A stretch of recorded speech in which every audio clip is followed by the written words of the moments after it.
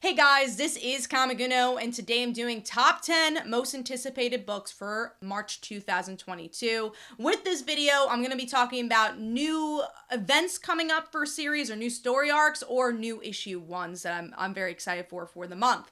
So number 10 on this list is Immortal X-Men issue 1. Now, honestly, I have not been reading as much X-Men as I was when the Hickman run started. I'm only reading Marauders right now, but I want to fall in love with an X-Men book again. And I feel like Immortal X-Men is that book for me. I'm hoping. It looks like it's going to be more of a flagship book and diving into the mythos of these characters. And also you just got all the big players here. So that is number 10 on my list. Moving on to number 9, which is Godzilla versus the Mighty Morphin Power Rangers issue 1. This just was such a fun concept. I'm like, first of all, I love the Power Rangers. And guess what? What do the Power Rangers do? They fight kaijus, they fight mecha robots, they fight mechas. So fighting the ultimate kaiju, which is Godzilla, I was like, oh, that's such a fun concept.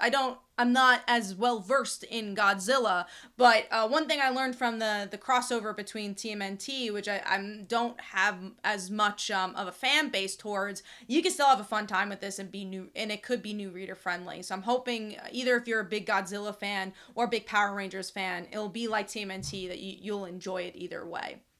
So moving on to number 8, which is Little Monsters issue 1. This is a new Jeff Lemire image book, and I mean, honestly, that's why I'm excited for it. I love Jeff Lemire. Honestly, has not disappointed me in any of his recent runs of books, and it's new image book from him, so I'm gonna pick it up.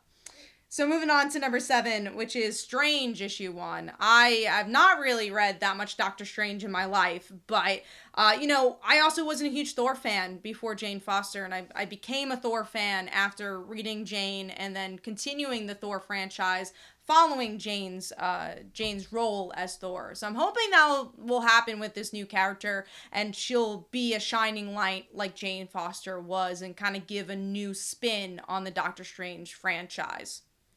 Moving on to number 6, which is Shadow War Alpha issue 1.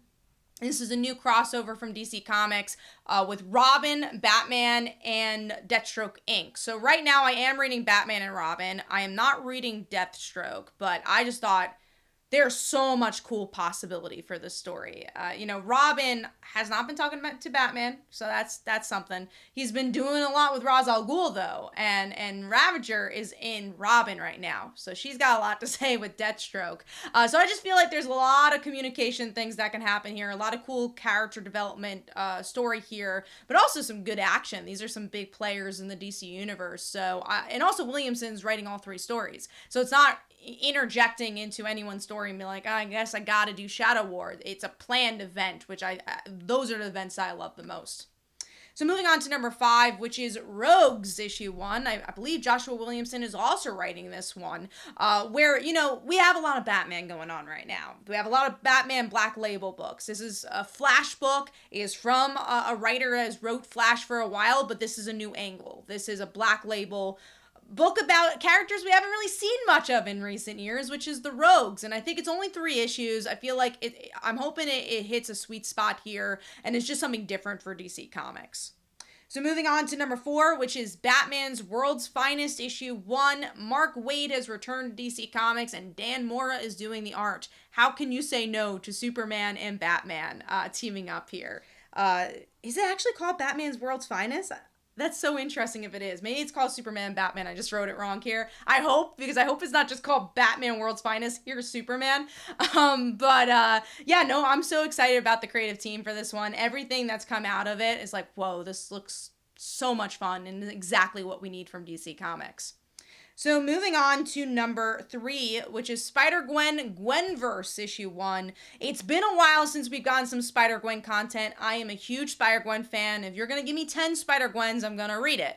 And I'm curious to see how different they're going to be, what exactly the plot's going to be for this story. Will it intertwine with anything that's been going on in SpiderGwen in the recent years? Will there be any surprises? So that is my 3rd pick.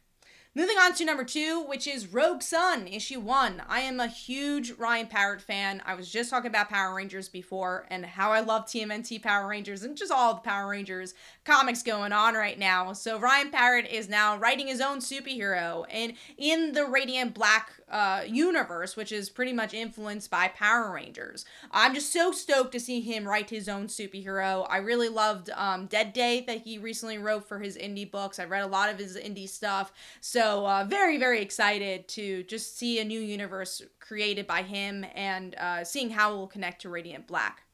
So moving on to my number one pick, which is Naomi Season 2, Issue 1. I really enjoyed Naomi Season 1. It was a pleasant surprise. I remember picking it up on whim. I didn't know, obviously we didn't know anything about the character, but I was like, I guess I'll try this out. And just fell in love with the character and in that issue.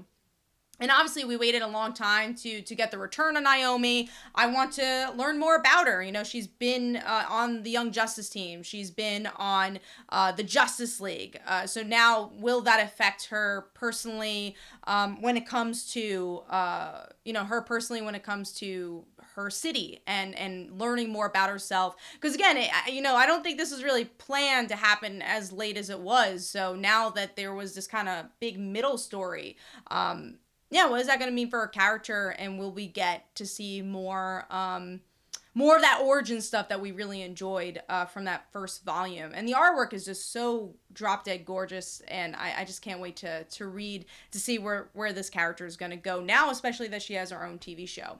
So let me know in the comments below, what are the books you're most anticipating? This is Comic Uno, and I will see you guys in the next one. Bye.